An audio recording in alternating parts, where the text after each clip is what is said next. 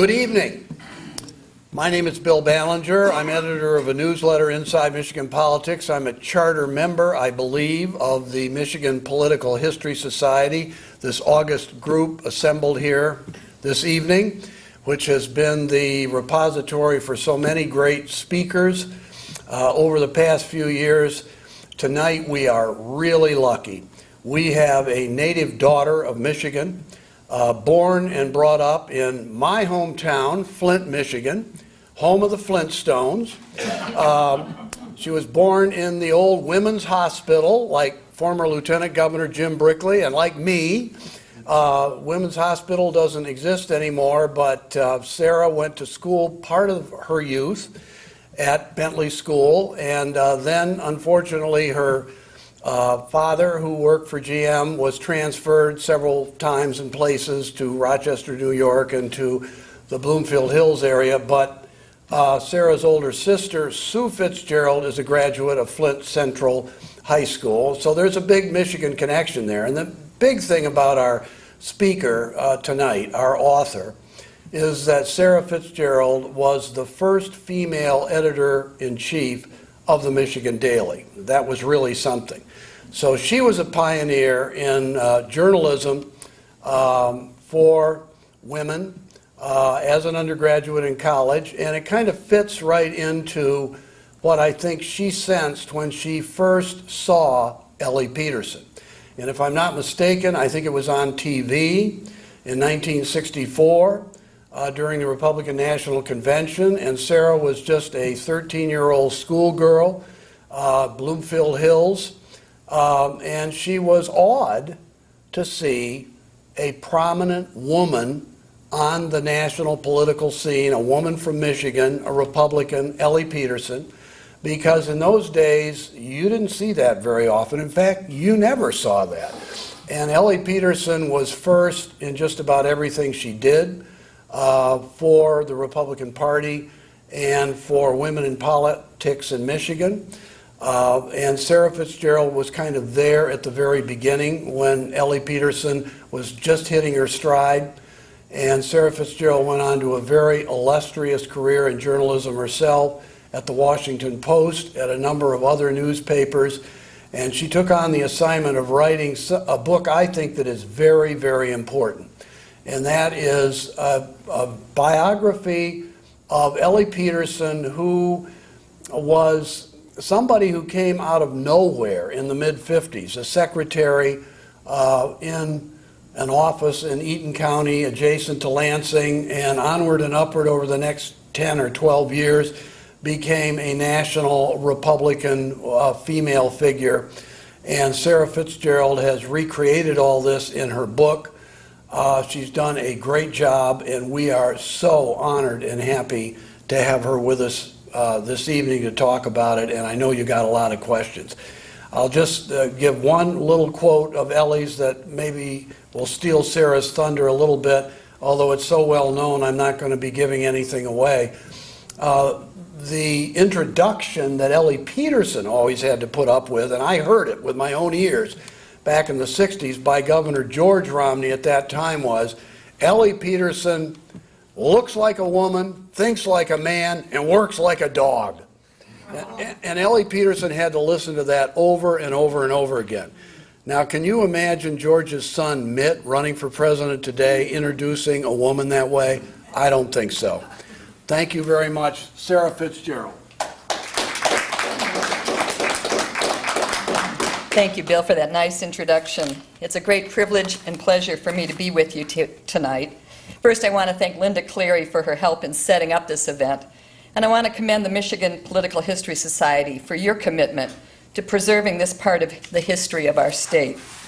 In the course of writing my book, I was able to make use of several of the videotaped oral histories in your James Blanchard collection, including, of course, the interview that Bill Ballinger did with Elly Peterson back in 1995. These are indeed a gift, not only to historians, but to future generations of Michiganders. It's gratifying for me to be speaking here tonight, but it's also a little bit daunting. It's daunting because I'm talking about a woman who was, by all accounts I reviewed, a very good public speaker. Joyce Braithwaite Brickley, her close friend and political protege, described Elly Peterson's speeches this way: "She dealt in reality, but had a way of making an audience laugh along the way. But in the end, she really came back on point and slammed an audience. She wasn't the delicate type. I think this made her lightness, followed by powerful instructions, all the more powerful." Everyone who knew Peterson called her Elly, that is, if they didn't call her mother. The headline writers at Michigan newspapers in the mid-1960s said, "Elly did this and Elly did that," and their readers knew exactly who they were talking about. And while I'm sure that many of you knew her as Elly, and I don't think for a minute that she would mind if I called her that, I'm not going to use that diminutive, familiar form tonight, because I think Elly Peterson deserves to be taken very seriously. Now, you would never say that Peterson was guilty of taking herself too seriously. She was introduced as a speaker so many times during her career that by the end of it, she had developed a set speech built largely on amusing anecdotes about the ways in which she had been introduced. At one women's club luncheon, the president turned to her and asked, "Elly, do you want to speak now or let them enjoy their luncheon a little longer?" At a meeting of a young Republicans club, the membership chairman preceded Peterson's speech with a rousing sales pitch that concluded, "And if we get more members, we can get better speakers." At a Rotary club, a district chairman summed up by saying, "Why, there isn't a man in this audience who isn't familiar with her." In Kansas, an MC wound up by saying, "And I give you the biggest woman in the Republican Party, Elly Peterson." In recent weeks, I've wondered whether Chris Christie has ever heard that one. A favorite introduction was provided by her good friend, Wendell Hobbs, the Republican leader from Ann Arbor. He said, "There goes one of the finest women that ever walked the streets." The audience laughed, and Hobbs apologized. But Peterson was quick to reply that it's the nicest thing said about me lately. She actually incorporated the quote into the subtitle of the memoir she later wrote and published for her family members. But there were other times when it was probably more challenging for Peterson to keep smiling as she sat on the dais. She recalled one occasion when she delivered a speech at a men's club, and she and her sister were the only women present. The MC turned to her and said, "And now, Mrs. Peterson, we hope you will not give us your bra speech, as that only covers 2 points, but instead launch into your girdle speech, as that covers everything." Bill described the quote that George Romney used a lot to introduce Elly. Romney, she recalled, thought he was being kind, but for years it was like waving a red flag in my face, and I always answered as politely as I could, "I think like men think they think." If I were introducing Elly Peterson as a speaker tonight, I would focus on her many firsts. She was the first woman to run for the U.S. Senate from Michigan.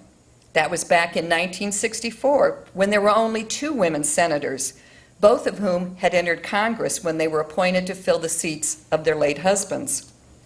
She was the first woman to chair a state Republican Party. In 1965, people around the country thought she was, in fact, the first woman to chair any state party. This was at a time when the chairman of the Republican National Committee would not permit a female vice chair to fill in if the male party chair could not attend the meetings. It was at a time when the Finance Committee of the Michigan Republican Party held its meetings at male-only clubs.